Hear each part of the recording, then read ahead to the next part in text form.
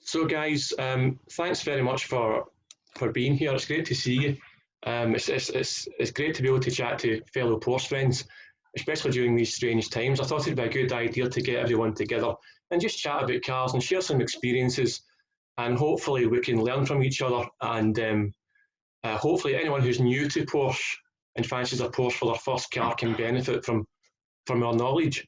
So we've got about 40 minutes. What I thought was I'd run a little bit about me first, talk about the cars that I've owned and the buying experience, the running experience and the selling.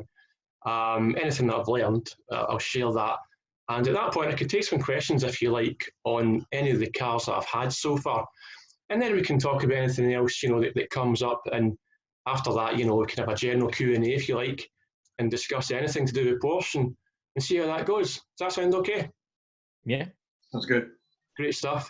So I'm a Porsche, fan. I have been for the last God knows how long. Most people have got a Porsche story, how they fell in love with Porsche. Mine was as a 12-year-old kid. We were coming home from a family walk in the summertime. We came through some woods, came home a different way, and it brought us out at a Porsche OPC in Glasgow. It was called Glen Henderson's at the time. And there we are, we've got all these lovely cars in the car park, and I couldn't believe what I was seeing. I was 12 years old, like I say, and the funny thing is, it's actually just about half a mile from where I live today. I ended up moving near it, which was kind of strange, but the thing I remember was seeing the guard's red Targa in the car park. It was just with the whale tail and the big eyes, the big frog eyes, and the rollover bar and everything. I just looked at it and thought, oh man, that's the car for me, and we walked down and I was standing next to it. I just fell in love with it. But at the time, I thought that only rich people could buy Porsches. And we certainly weren't wealthy. I come from quite a council estate in Glasgow. It's quite a rough area in Glasgow I come from. So we didn't have a lot of money to spare, and didn't have a family car at the time.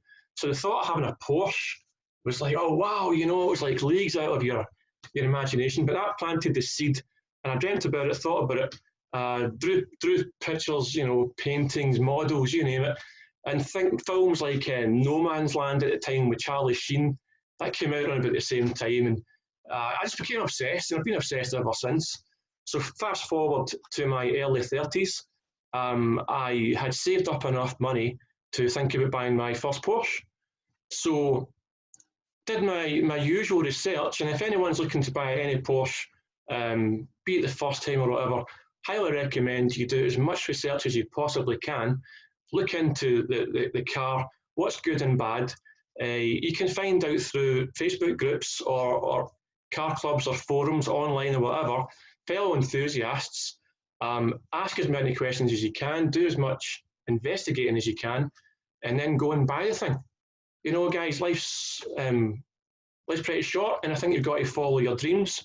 If you fancy the 911 Turbo or the Boxster Spider or whatever it is, and it seems out with your initial means, I think it's healthy for us to focus on your dream and just aim for it each day, just take a step closer towards it. And that's what I did. So I thought, now's the time, buy the Porsche. Looked at a couple. At that time, back in 2007, you could buy a 3.2 coupe for 11 grand in British pounds. With 80,000 miles roughly. And you think about that now, it's ridiculous. I mean, the same car now is probably something like, I don't know, maybe 60,000 plus. But back then it was different. So I was thinking, I couldn't afford to lose my shot in appreciation rate, or depreciation, I should say. So I wanted to buy a car that was going to hold its money, be reliable, and I could use for a while and enjoy, and then hopefully get my money back, or some of it come resale. I wasn't in a position to lose 11 grand, right? So my research took me to the 3.2. That was the poster car for me when I was growing up, and that's the one I really wanted. So I phoned a few in the classifieds, and long story short, I phoned a couple of different ones, test drove a couple of ones, and I wound up with a red Targa Sport being the very first Porsche car. It had the wheel tail and all that, and it's for the front lip, it had the pinstripe leather interior with the red piping around the seats. The floor hinged pedals, classic air-cooled stuff with the 5-dial dash. It had done 120,000 miles, I think it was at the time. And at the time, my research had told me to look for a car with an engine rebuild, because the wisdom at the time was that these cars were galvanised and that they didn't rust, or rust wasn't an issue. And so I was looking for a car that had had a rebuild. And this car that I bought from a nice chap had the engine rebuild at a place in Glasgow. So despite having some bodywork issues, bought the car, couldn't believe how happy I was finally buying the Porsche of my dreams, you know. And I tell you, those cars are worth buying just to have. I mean, see if you just bought it and look at it. You know, I'd park it in my lounge if I could. You know, it's worth the money just to do that and look at it. But the drive experience as well was just, I loved it. I loved the air-cooled feel, you know, the over-engineered feel to the air-cooled cars are all the same.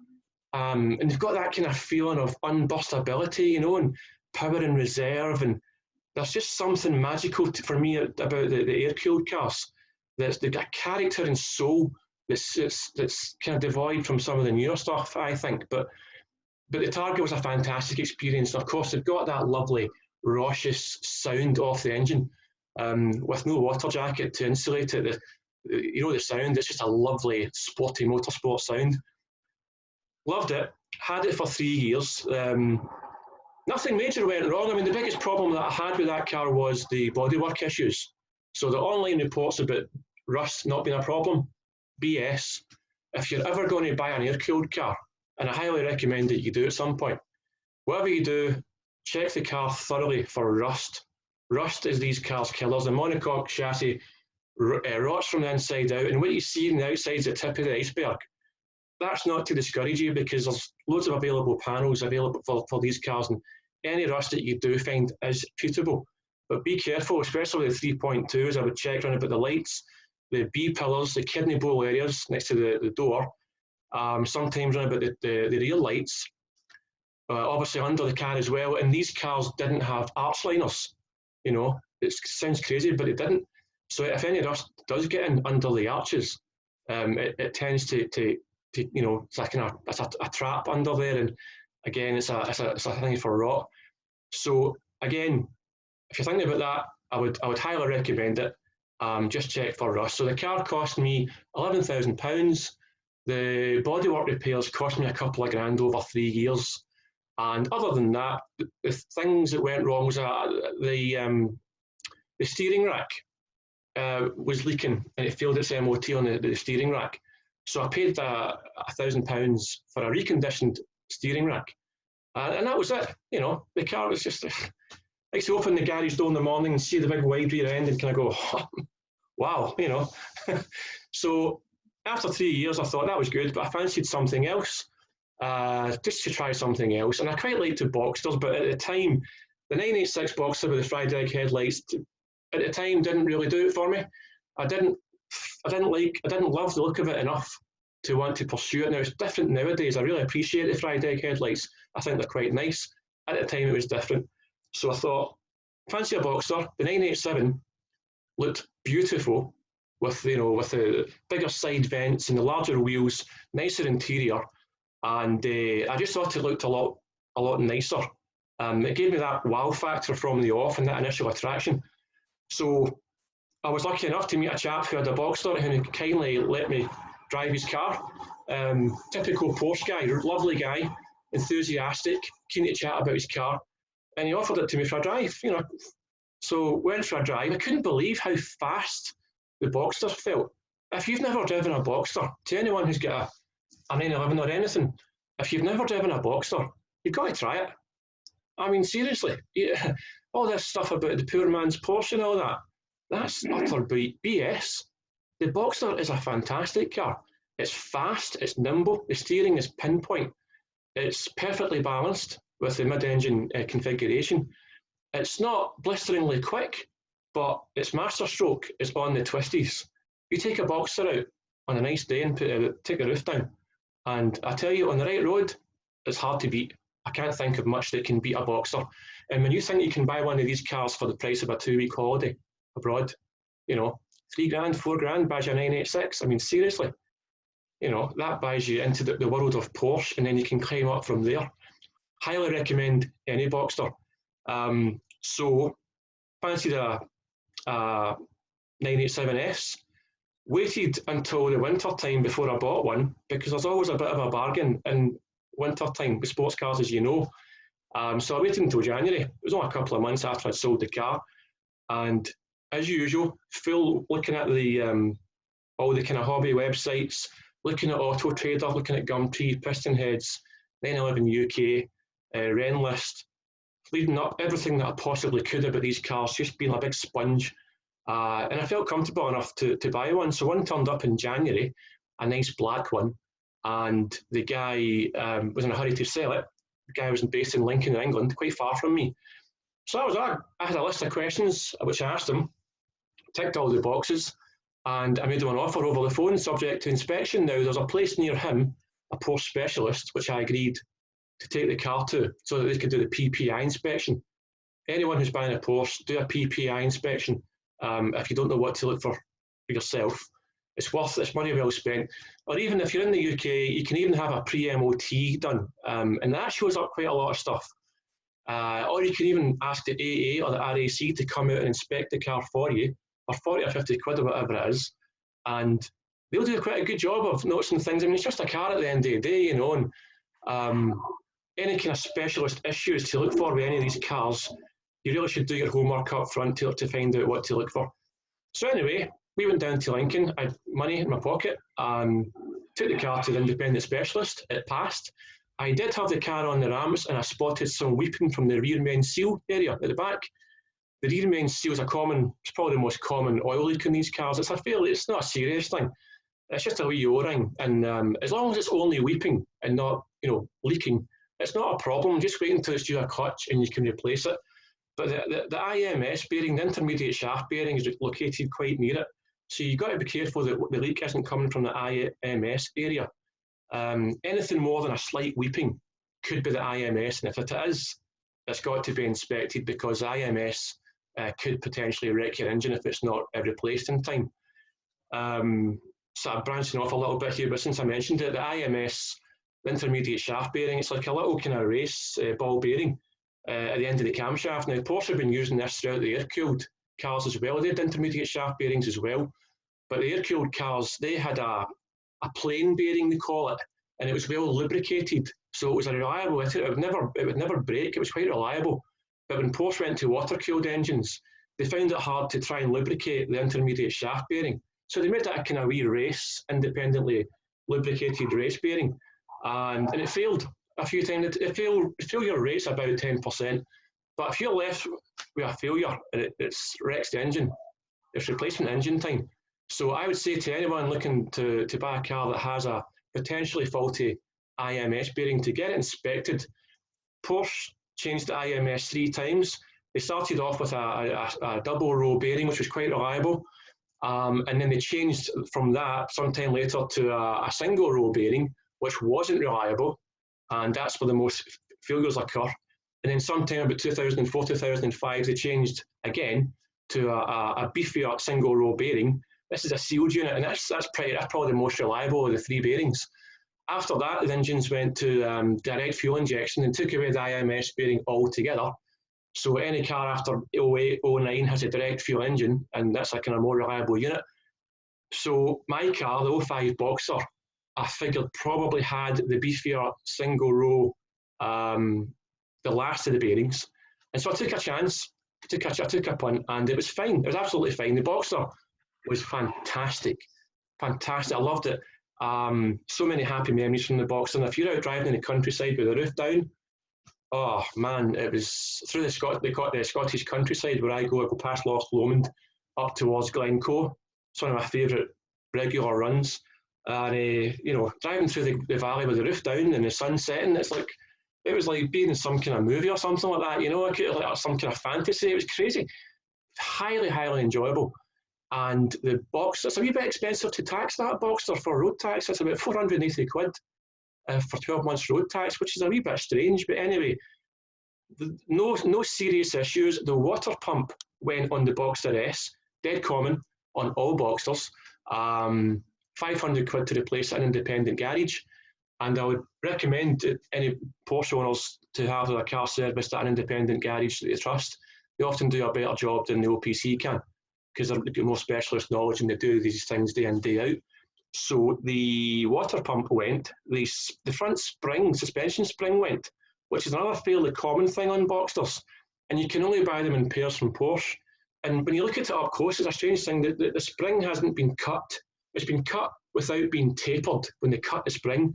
So what you get is a sharp edge leaning against metal. And it causes little fractures, and that's where they break, quite near the top.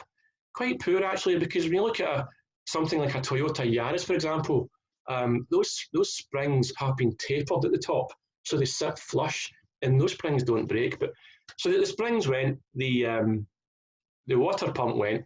Other than that, it was just tyres and servicing, and it was a wonderful experience. The Boxster had it 2 years, covered about 10,000 miles or so in it. I would just like to say as well, talking about mileage shouldn't bother you in a good Porsche. Some people worry about mileage. I mean, the most important thing about buying any Porsche is condition and history. Condition and history is absolutely key, not mileage. And to be honest, I think I would rather buy a car with higher miles anyway, because, well, for a start, who's to say that the mileage is genuine? A lot of these early cars had the odometers disconnected in the early part of their lives. And I'm not saying they're all been like that, but, you know, some have been. And the newer ones are digital, and it's really easy to take miles off these cars. You know, and there's an industry built around about this where people just take off 10, 20,000 miles for their cars. So don't go on the mileage. If it's a high mileage car, expect to get it a bit cheaper and expect to see the proper maintenance and servicing being carried out. But don't be shy about that. Buy a high miles Porsche and just use it and enjoy it. So 2 years of Boxster ownership, loved it, but something was missing. Something was kind of missing for me.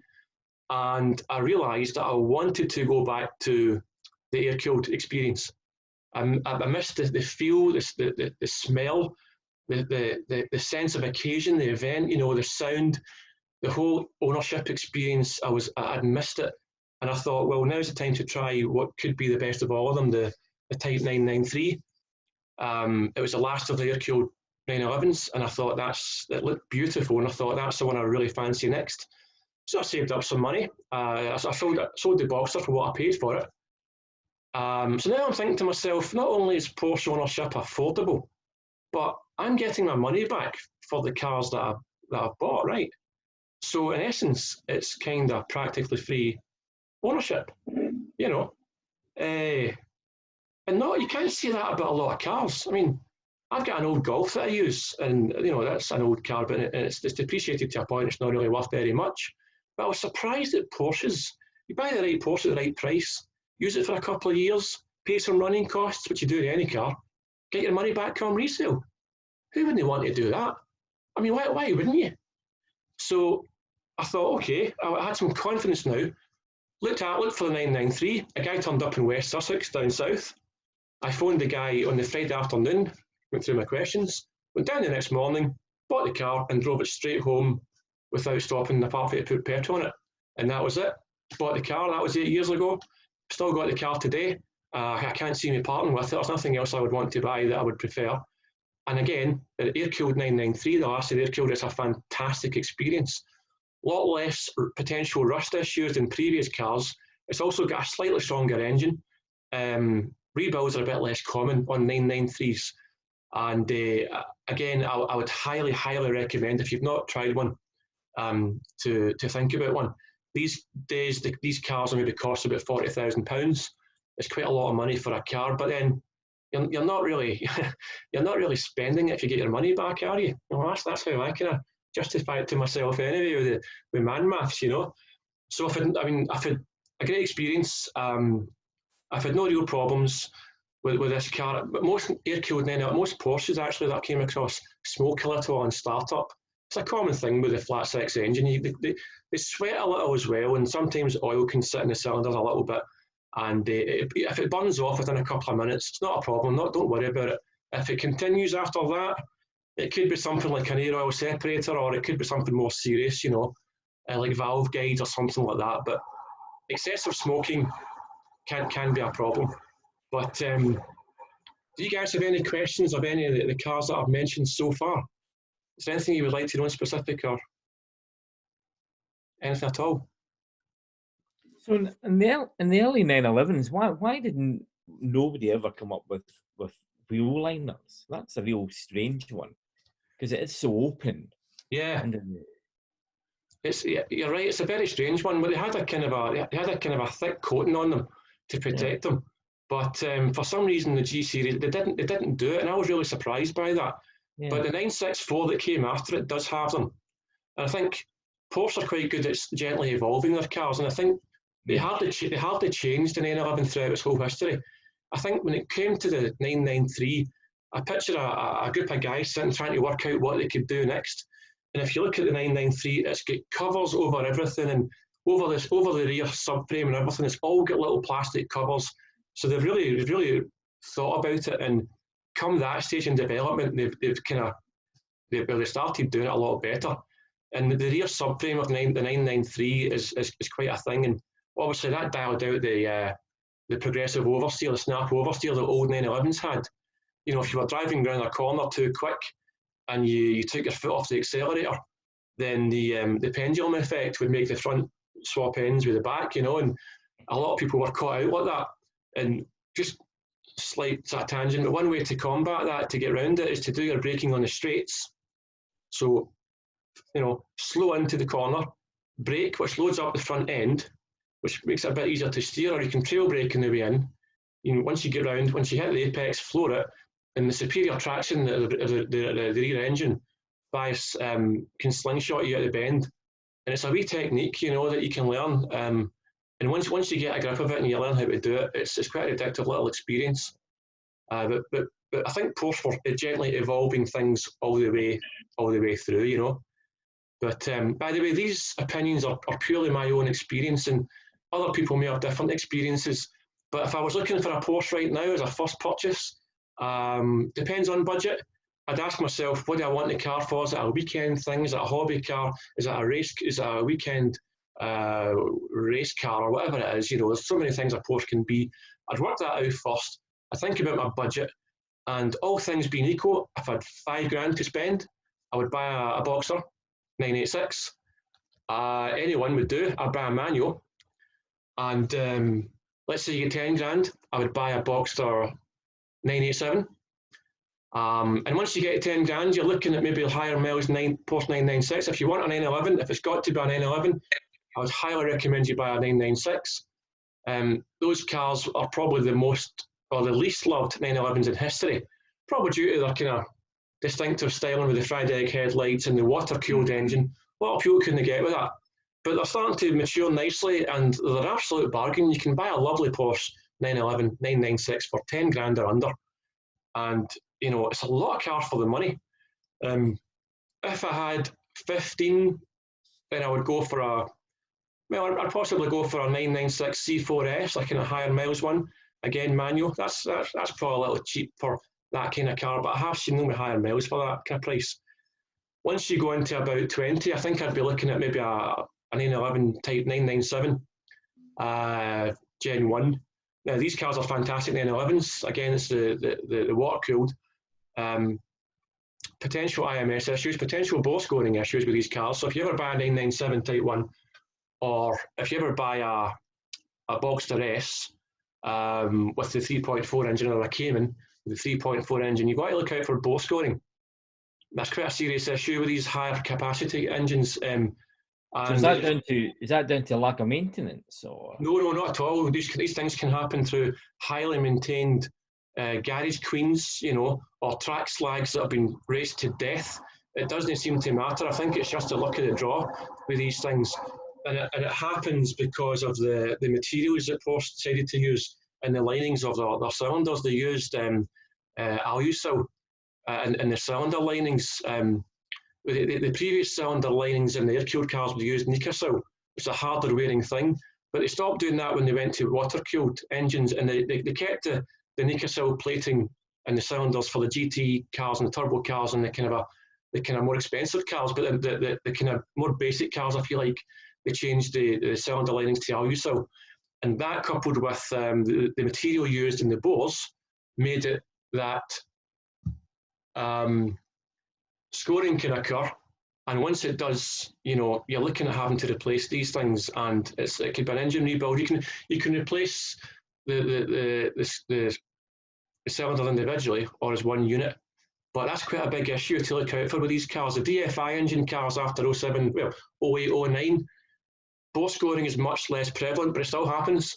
So any car like that, 997 or a Cayman or a Boxer from the same era, check out for bore scoring.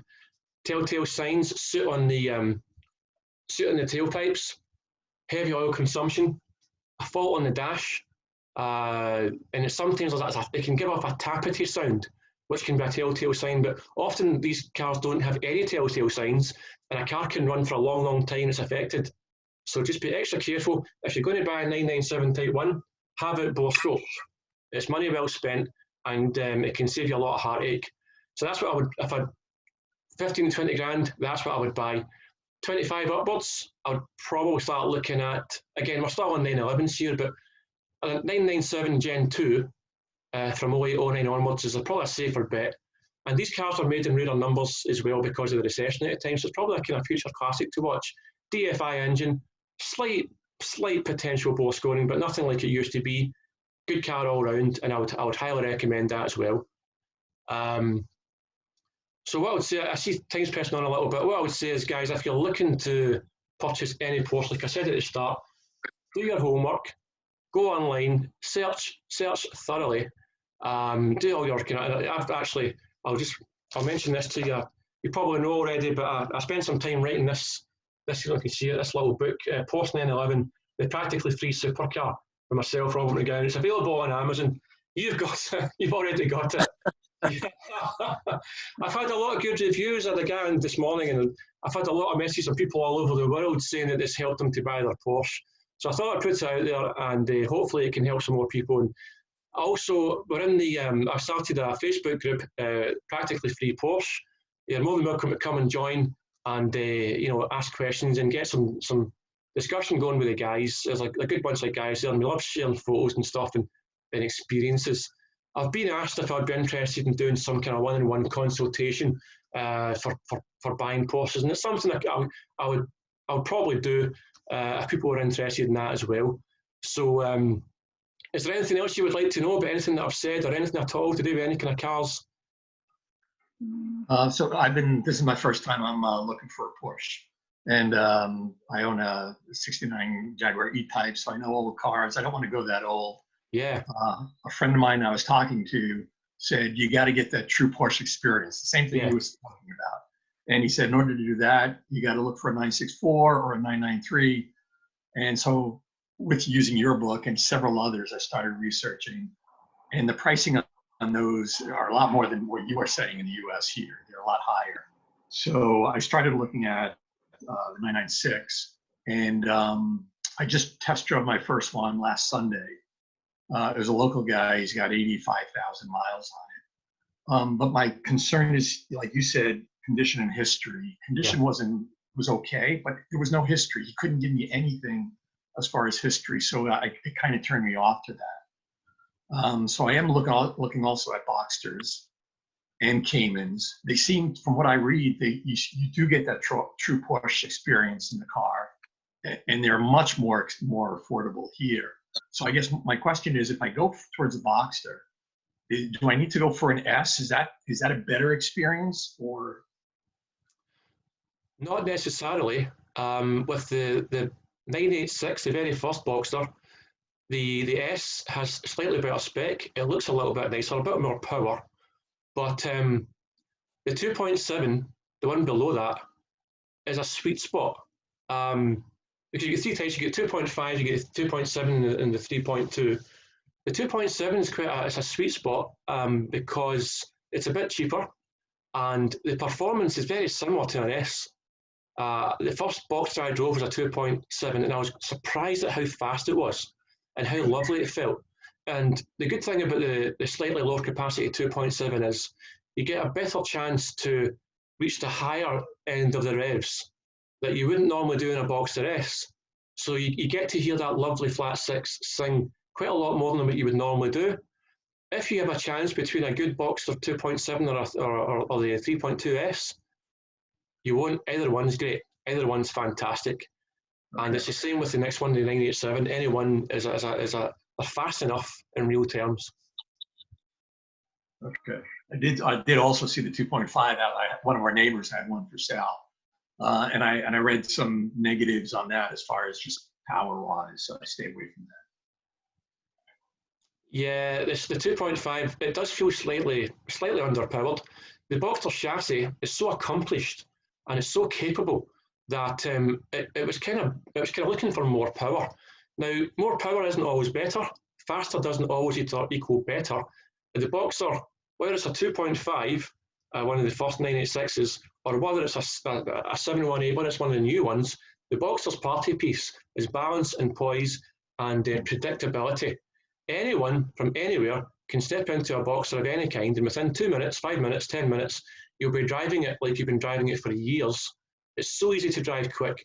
But for a first Boxster purchase, I would probably aim more for the 2.7 or the S, whatever comes up that's got the most history. I wouldn't buy a Porsche without history. Unless I really knew the owner and I really knew the story, I would be reluctant to buy a Porsche without history, because you have to know what this car's went through, and you'll probably have a hard time selling it as well. Right. Yeah, the 996 I drove. It drove really nice. It was my first time driving a Porsche. It was fun to drive. But he had the clutch pulled and the RMS done maybe 5,000 miles ago, and they never did the IMS. And he was told it didn't need to be done. But he couldn't give me any paperwork or any kind of receipt on what he had done. And the shop is closed down that he had to work on, so I couldn't speak to anybody about it. So it just turned me off. Yeah. I'd be reluctant to buy a car like that. And as a matter of course, especially if it's had a clutch change, as a matter of course, I'd be replacing the IMS, because the IMS might need changed a couple of times throughout the car's life. Just because you buy an upgraded unit doesn't mean to say you won't have to replace it again.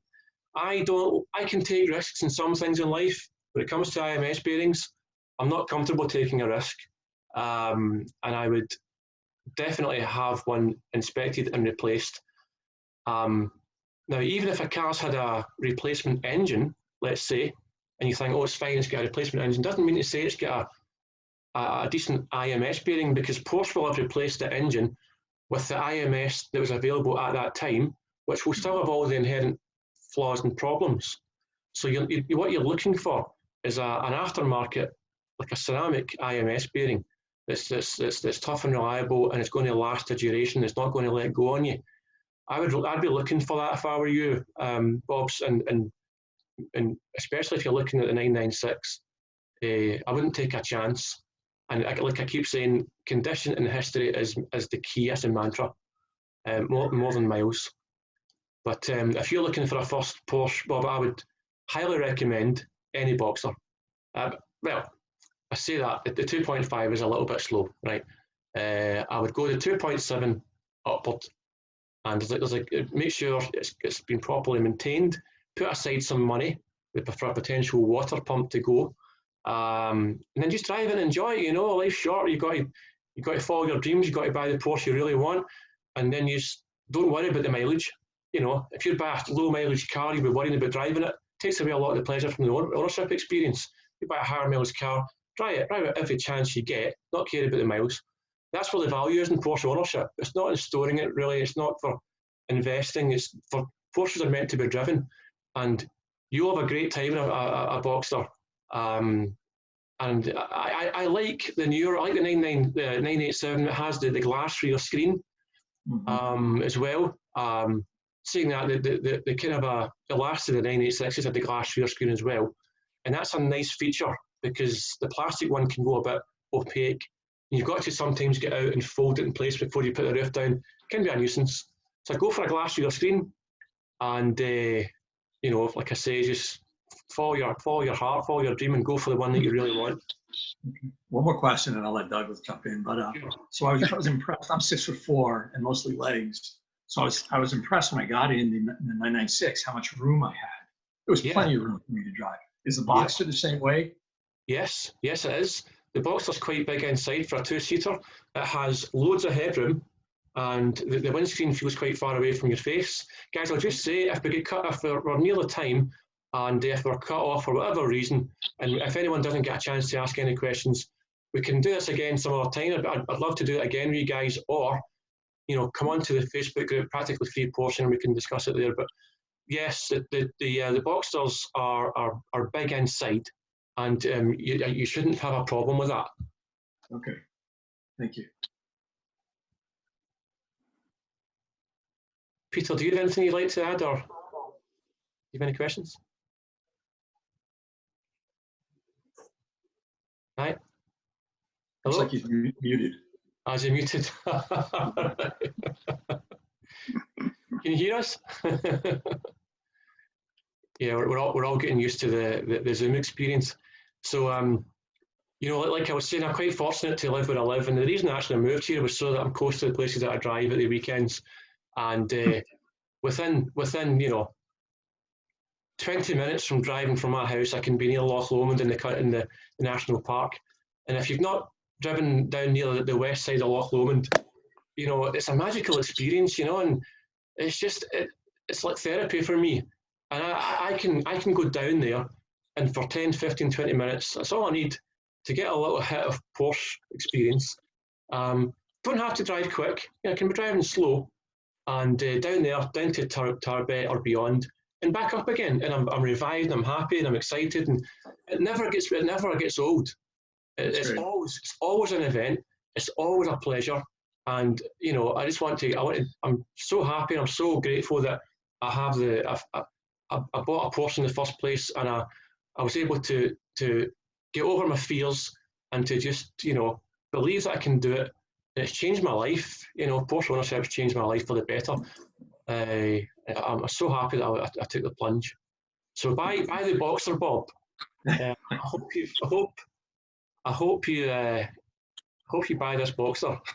There's a guy down the block who's had it sitting outside for maybe 6 months, and he's not driving it. So I'm about to knock on his door and take a look. I think it's like a 2006 or 7, I believe. Well, to touch on what you said, the Boxster are 996. So they came in. These are all proper Porsches. They'll all give you the proper Porsche experience. Air-cooled 911s are different animals. They feel different. They feel heavy to drive.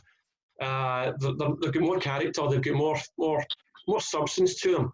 I would say they're probably more of an event, but it really depends on your own preference. I mean, just because one person likes air-cooled, like I do, it doesn't mean the next person will prefer a newer car with newer technology, and they'll love it for their own reasons. I think it depends what kind of car you grew up and you thought, you had the poster of, and you thought, wow, that's the one I want. And for a lot of guys growing up, that's the 996, maybe the GT3 or the Turbo or the GT2.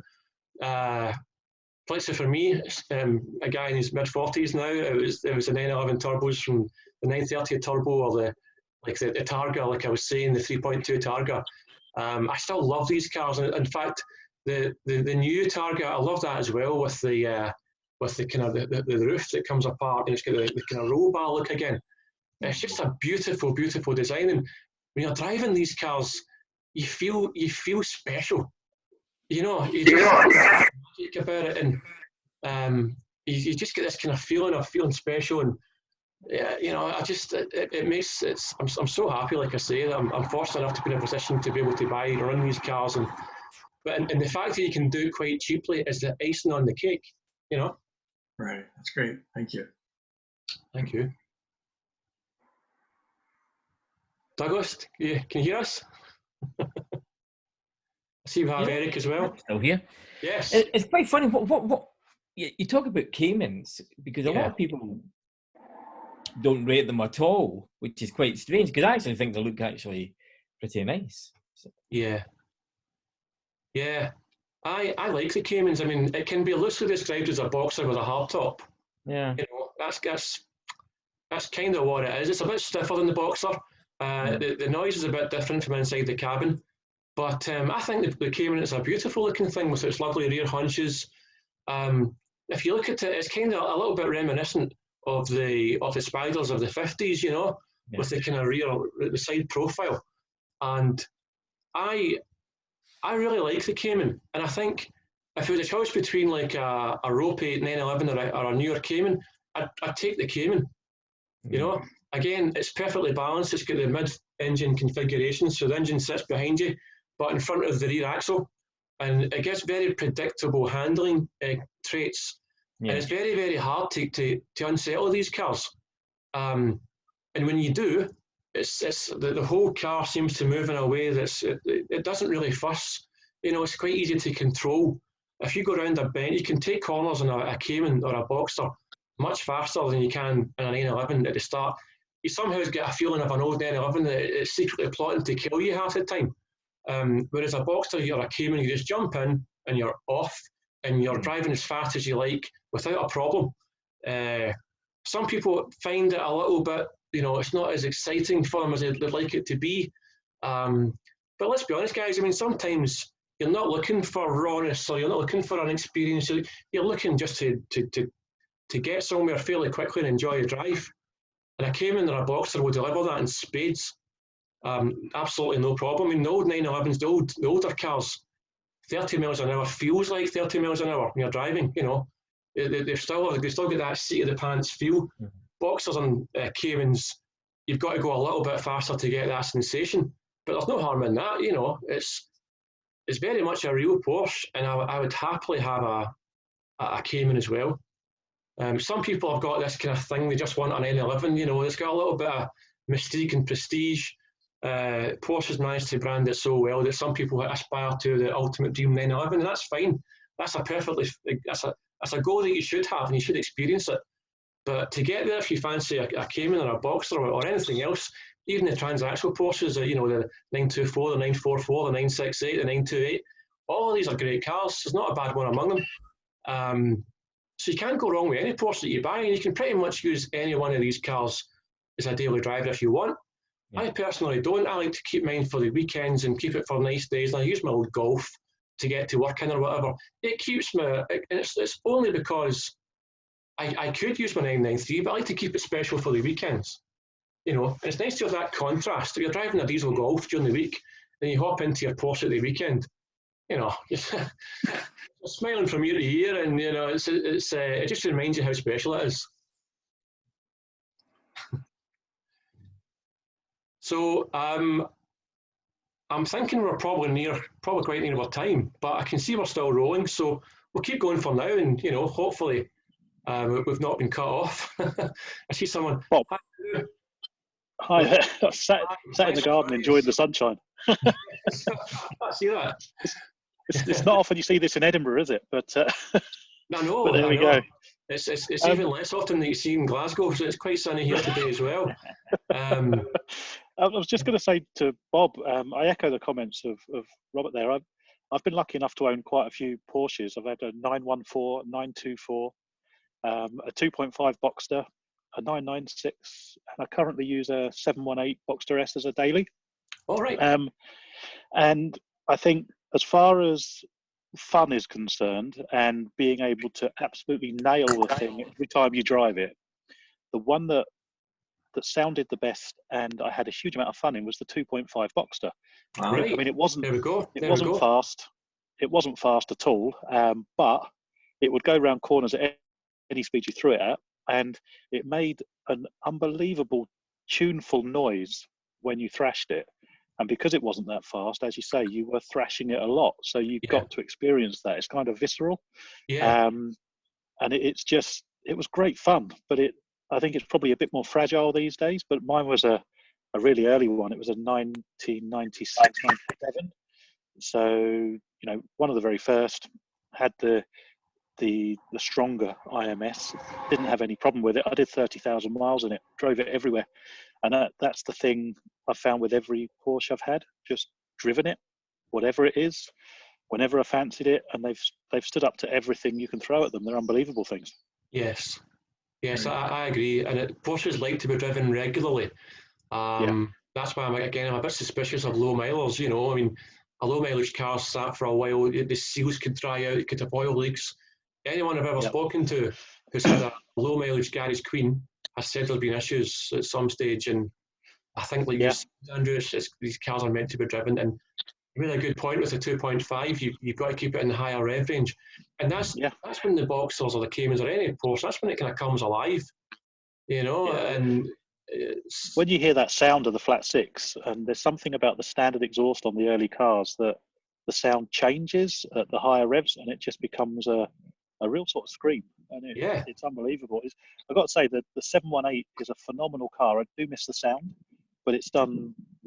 It's a 2017. It's done nearly 30,000 miles, not missed a beat, and done everything I've ever asked of it, and properly fast.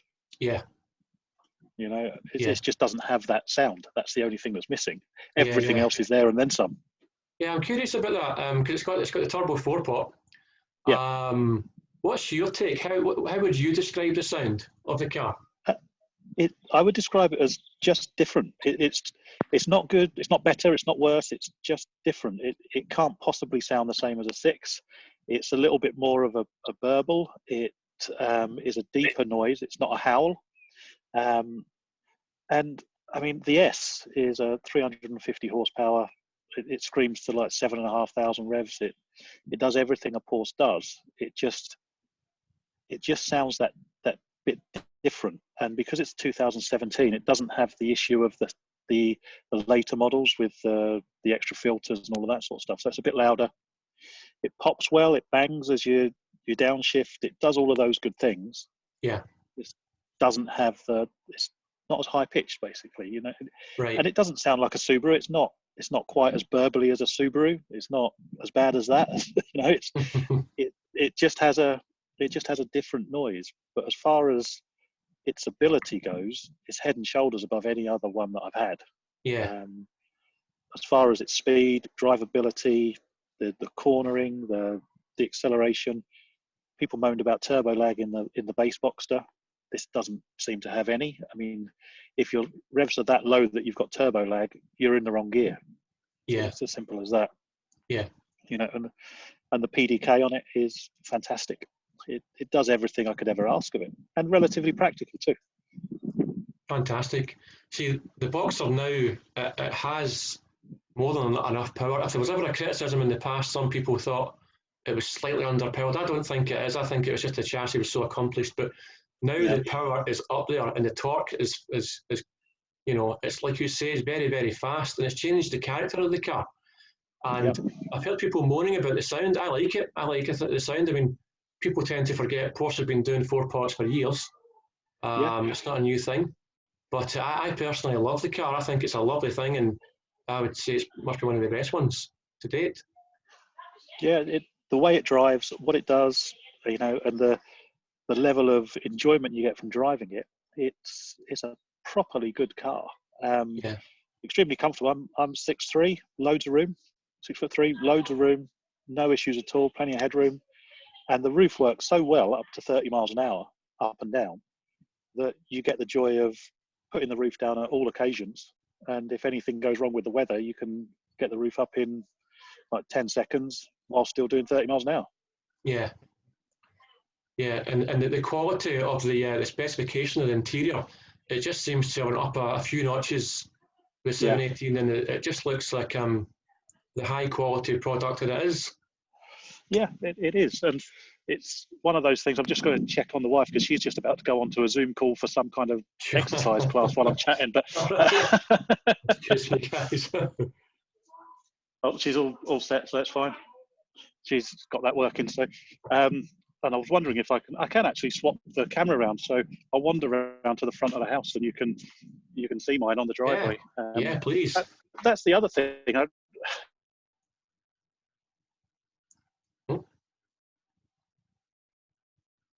Oh, something happened there. Yeah, Zoom sometimes does that, eh? Oh, lost him a little bit.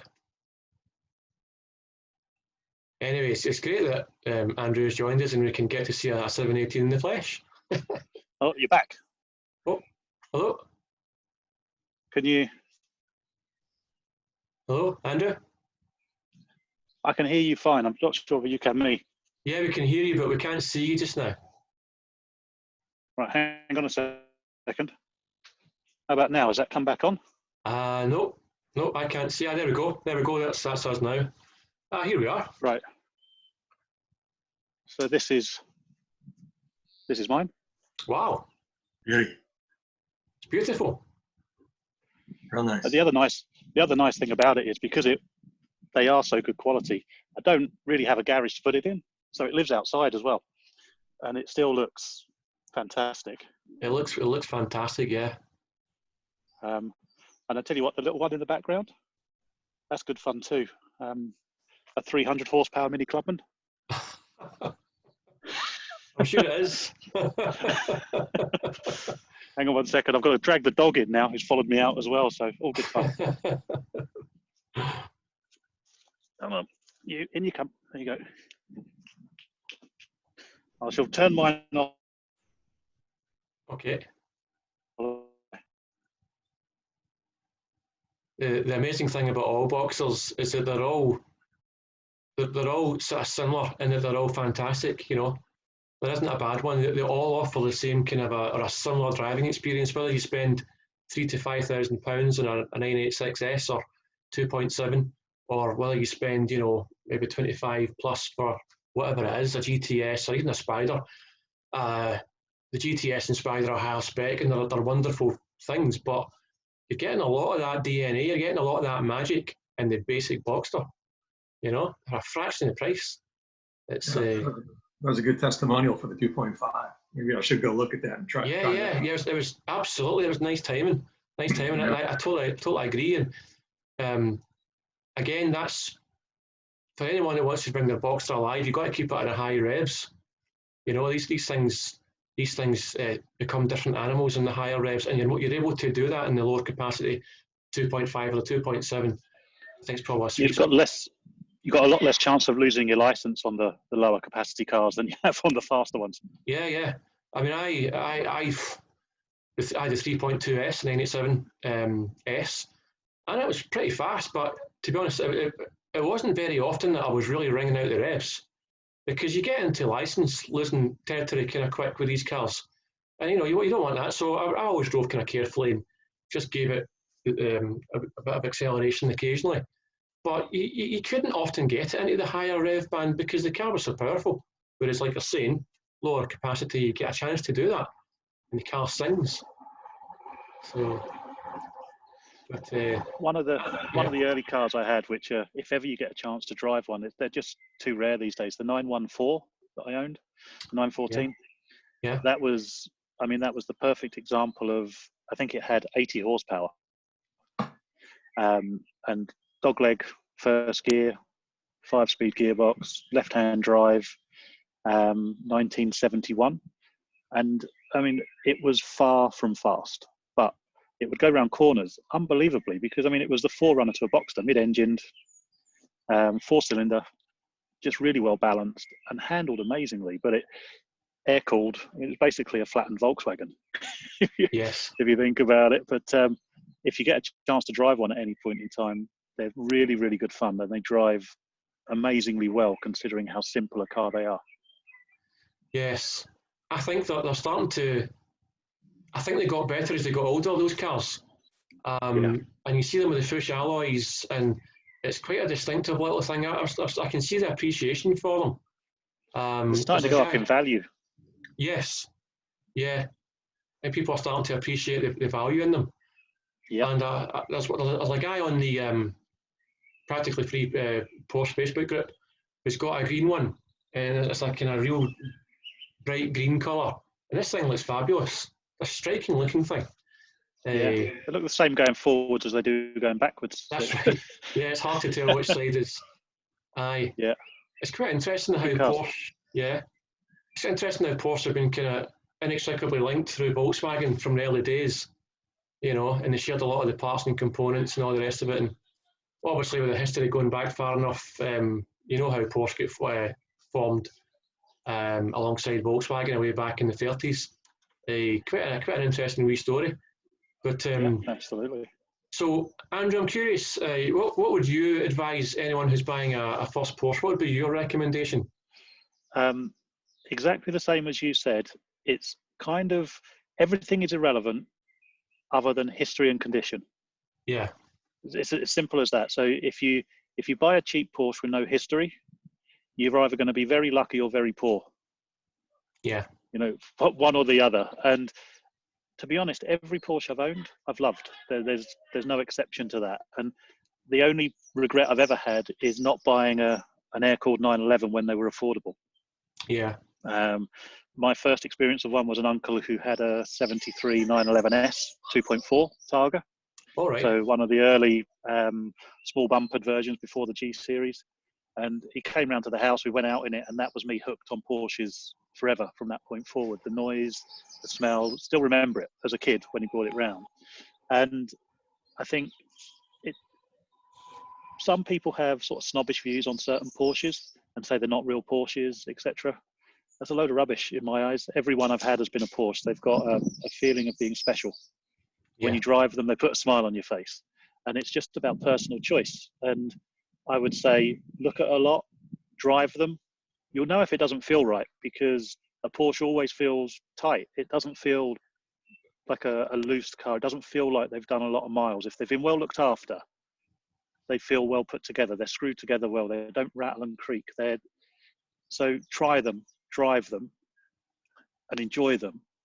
And most importantly, when you do own it, drive them as much as you can. You know, whether it is something that you use at a weekend, and a 993 these days got to be a weekend car. You'd be crazy to daily one of those, given how popular they've become as well. But every weekend, you know, get the car out, go for a drive, enjoy it. And personally, it depends what you're looking for. If you want something that you can feel like you're a good driver from the start, then the mid-engine cars are very, very hard to beat. Yeah. If you want something that is true sort of Porsche, the rear engine and all of the widow-making things that come off of the back of that, then, you know, 911 is the only way to go. But try them. You'll be surprised, I think, as to how similar a lot of them are and how they feel. But they just feel special. They feel just very, very well put together. Yes. Some really good points there, Andrew, and I agree with them. And it's interesting talking about values. I mean, I was saying to the group just before you joined, back when I started my Porsche journey, you could buy a 3.2 Carrera, 1986, 1987, with 80,000 miles for 11 grand. Yeah. And I almost did buy a coupe from Yorkshire, from a dealer in Yorkshire, for 11 grand. It was a beautiful thing, a black 3.2. And that was you know, you think about the value now, it's crazy. But I knew through research that certain cars were probably going to appreciate in value and some wouldn't. Obviously, the less produced cars are a wee bit, there's less of them, a bit more, you know, rarer, and those cars have appreciated a little bit. But I think for anyone looking to buy a Porsche as an investment, I don't think that's a particularly reliable investment vehicle or to buy into, because, like we know, Porsche values can shoot up and down. There's no guarantee you're going to get your money back. But if you buy the right car at the right price, you stand a good chance of getting your money back. But Porsches are for driving. They're not really meant to be for investment. But if anyone's interested on potential investment material, I would probably say the lower volume cars, like the air-cooled cars or the transaxle ones, or the 914, like you mentioned, all of these cars I think are going to sort of hold firm, or gently appreciate through time.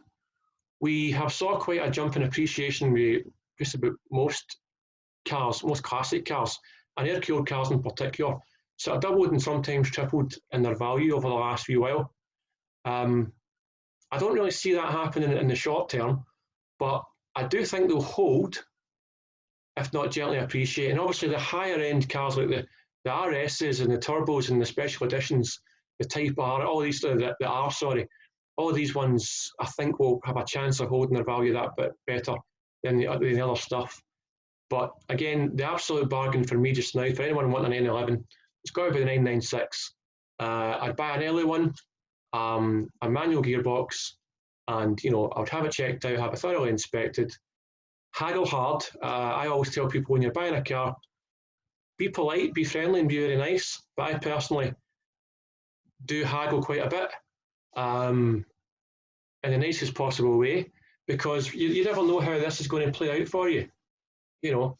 And it's certainly quite well. So if you fancy a Porsche, I would go for a private sale over a dealer, and haggle hard. You know, you got nothing to lose. Be nice, be friendly, and hopefully you get a car at a good price. I think it's a buyer's market right now. I think it's a good time to buy a Porsche. So hopefully if you buy the right car at the right price, either use it for a couple of years and sell it and get your money back, or keep it. The chances are you won't want to sell it. You want to keep it, like I've done with a 993, you know, it'll become a lifelong buddy. But again, it'll be a worthwhile experience, and it'll change your life for the better. Yeah, the only thing I'd add to that, I think, is if you can get one, 996, the Carrera 4S will be something that will, and at the moment they're still reasonably priced. They're not going crazy yet. They're at the top end of a 996 price, but they do seem to be the ones that are starting to become sought after. And yes, a little bit wider arches, the lights off the turbo on the back, just gives them a little bit more of an aggressive stance over the early 996s. And I think they'll hold value and probably increase. Not that quickly, but a good one is becoming hard to find, which is usually a good sign that if you get a good one, you're onto a fairly safe thing. Yes, I'd agree with that, Andrew. I think, in my opinion, the 996 C4S is the nicest looking 996. And as you said, it has a wide turbo body. It's got turbo brakes and suspension, and it's got sports exhaust. It's a beautiful looking thing. And I think that's one to watch for the future. I think that possibly could be a future classic. A little bit more expensive than the C2 manual, but if you can afford the extra, you get a good car. Of course, it's got that lovely rear reflector copied over from the air-cooled cars. It gives that kind of classic. It gives that kind of classic look. It's a very stable car to drive, very predictable. 4-wheel drive with a rear-wheel bias, and it's a like I say, it's when you see one driving past you, you're like, oh wow, you know. Yeah, have one of those. They're a good choice. Yeah, I think if it was for me, if I could get one, the thing I'd have is a 993 Carrera 2S is what I would love to have. Yeah. But they are extremely rare and possibly one of the most expensive normally aspirated 993s to buy at the moment, unfortunately. Yeah. I'd agree. And the 993, 8 years ago, you could buy a good one for 20k, 20 grand. Yeah. Nowadays, the same cars are about 40-ish. Back then, you could buy a 993 C2S, which is more or less, it's exactly the same as the C2 manual, but it's got a slightly wider rear end. And there's not much difference. It's got some slight tweaks in the interior, but really, ultimately, it's not any quicker.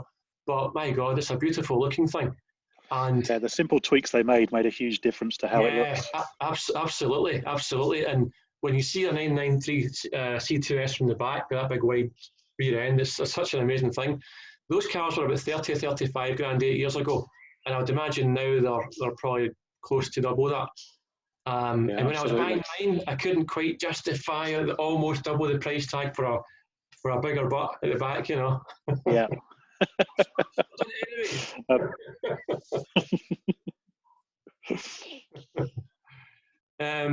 Anything else, guys? Anything you'd like to know, or is there anything you'd like to share, or anything like that?